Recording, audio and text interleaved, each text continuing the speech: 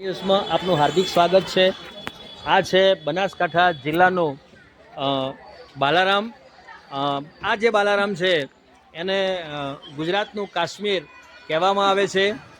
રાજ્ય સરકારે એની જે ગ્રાન્ટ છે એ ગ્રાન્ટમાંથી આ જગ્યાનો ડેવલપ કરવા માટે 20 કરોડની માતબર રકમ છે એની ફાળવણી કરી છે।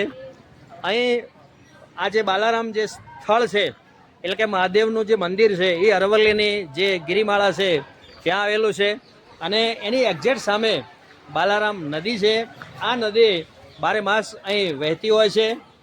ચોમાસાની અંદર અહીં પુષ્કળ પાણીનો પ્રવાહ ચાલુ હોય છે એટલે પ્રવાસીઓ નીચેની જે જગ્યા છે ત્યાં જઈ શકતા નથી। પરંતુ જ્યારે શ્રાવણ મહિનો હોય ત્યારે સમગ્ર બનાસકાંઠા જિલ્લા અને ગુજરાતમાંથી અહીં પ્રવાસીઓ આવતા હોય છે।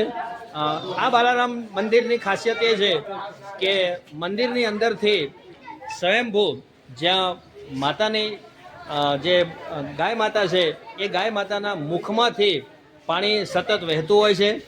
મહાદેવજી અહીં અરવલ્લીની જે ગિરિમાળાઓ છે એ અરવલ્લીની ગિરિમાળાઓની વચ્ચોવચ્ચ આ બાલારામ મહાદેવનું મંદિર આવેલું છે।